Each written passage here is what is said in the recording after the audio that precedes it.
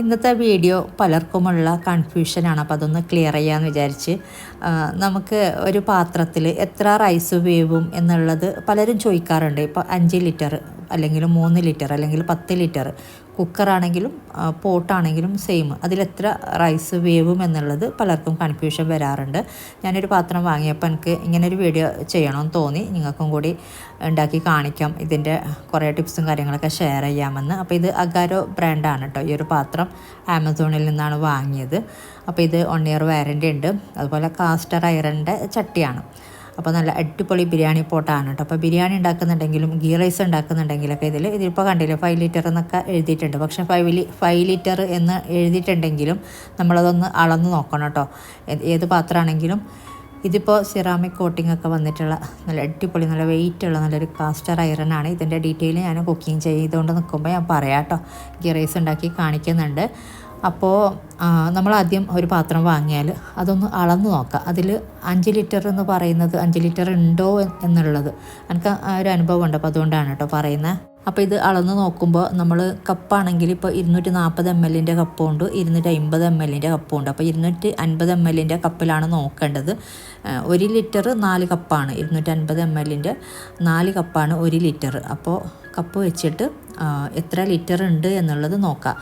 ഞാനിത് ശരിക്കും അളന്ന് നോക്കിയിട്ടുണ്ടായിന് കേട്ടോ. ഈ ഒരു കപ്പ് വെച്ചിട്ട് 250 ml കപ്പാണ്.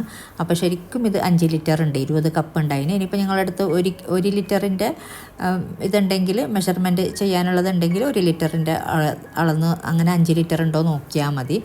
ഞാൻ മുമ്പ് ഒരു പ്രാവശ്യം ഒരു കുക്കർ വാങ്ങിയിട്ട് എനിക്ക് നോക്കിയപ്പോൾ അത്ര ഉണ്ടായിട്ടില്ല കേട്ടോ. അപ്പോൾ അതുകൊണ്ടാണ് പറയുന്നത്. ആദ്യം ഒരു പാത്രം വാങ്ങിയാൽ അതൊന്ന് അളന്ന് നോക്കാം. ഇനിയിപ്പോൾ 5 ലിറ്ററിൻ്റെ ഇതിൽ നമുക്ക് 1 കിലോ റൈസാണ് കേട്ടോ വേവിക്കുന്നത്. 1 കിലോ റൈസ് നമുക്ക് നന്നായിട്ട് ഇതിൽ വേവിക്കാൻ പറ്റും. ഗീ റൈസൊക്കെ ബിരിയാണി ആണെങ്കിൽ ഒരു 3/4 kg മാത്രമേ പറ്റുള്ളൂ. നമ്മൾ ഇത് മസാല ഒക്കെ ഇട്ടിട്ട് ദമ്മിടുന്നുണ്ടെങ്കിൽ ഒരു 3/4 കിലോ മാത്രമേ വേവിക്കാൻ പറ്റുള്ളൂ. ഗീ റൈസ് ആണെങ്കിൽ അല്ലെങ്കിൽ നോർമൽ റൈസ്, ബോയിൽ റൈസ് അല്ല, പുഴുക്കലരിയല്ല, പച്ചരി ചോറ്, നമുക്ക് 1 കിലോ റൈസ് നല്ല സുഖമായിട്ട് ഇതിൽ ഫുള്ളൊന്നും ആകുന്നില്ല, ഞാൻ കാണിച്ചു തരാം. 1 കിലോ റൈസ് ഉണ്ടാക്കിയെടുക്കാം. അപ്പോൾ അതാ ഈ ഒരു കുക്കറുണ്ടല്ലോ. അപ്പോൾ ഇത് ഞാൻ കാണിക്കാൻ കാരണം ഇത് ഞാൻ കുറേ മുന്നേ വാങ്ങിയതാണ്. അപ്പോൾ ഇതിൻ്റെ ബാക്കിൽ ഇപ്പോഴും കാണിക്കുന്നുണ്ട്, ഇപ്പോഴും ഉണ്ട്, അത് മാഞ്ഞു പോയിട്ടില്ല. 5.5 ലിറ്റർ എന്ന് ഇതിൽ എഴുതിയിട്ടുള്ളത്.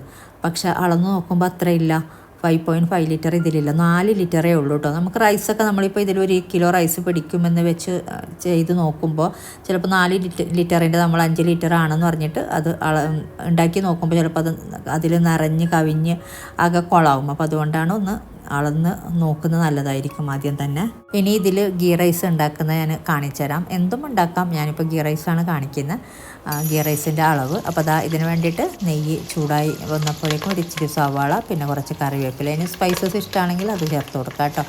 എന്നിട്ട് ഇതിലോട്ട് 1 കിലോ റൈസ് കഴുകിയെടുത്ത ശേഷം വെള്ളം വന്ന് ജസ്റ്റ് ഒന്ന് ഊറ്റിയെടുത്തിട്ടുണ്ട് ഒരു സ്ട്രെയിനറിലിട്ടിട്ട്. എന്നിട്ട് അരി ഇതുപോലെ ഒന്ന് ഇളക്കി കൊടുത്തിട്ട് ജീരകശാല റൈസാണ്.